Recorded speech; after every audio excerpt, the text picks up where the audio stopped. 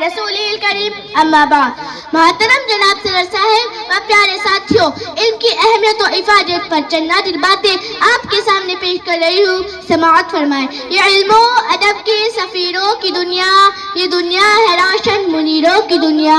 تدبر، تفکر، تقدس، تشکر، یہ اپنے ہی من کے امیروں کی دنیا. یہاں قمریوں ادیبوں کے چرچے تو سمجھا ہے جس کو فقیروں کی دنیا. جناب صدر محترم، اساتذہ قریب اور میرے ہم مکتب ساتھیوں، السلام علیکم. ساتھیوں، علم ایک ایسا خزانہ ہے جس کی چوری کا کوئی خوف نہیں ہوتا اور استعمال سے کم بھی نہیں ہوتا. حقیقتاً علم ایک ایسی قوت ہے جو دنیا کی تمام تر قوتوں سے افضل ہے اور جس کے زوال کا کوئی تصور بھی نہیں کر سکتا.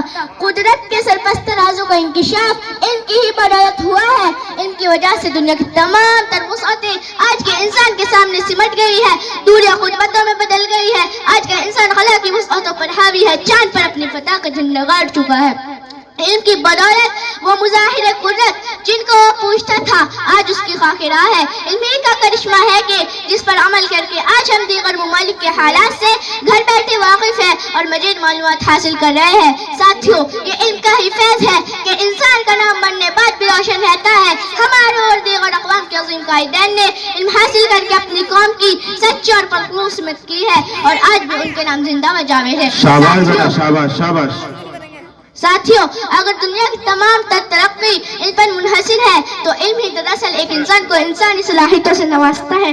علم ہی انسان کو باغرت، باوقار اور عظیم بناتا ہے. مجمع میں بیٹھنے والے خالی ہاتھ آئے ہیں، اس لیے ایک آدھ منڈل کے پیسے اگر کسی بچی کو انعام دے دیا جائے تو کوئی دقت کی بات تو ہے نہیں. تقریباً 4,4200 روپے ایک آدمی منیمم اگر 2 منڈل روزانہ پیتا ہے تو 4,000 روپے سال میں خرچ کر رہا ہے.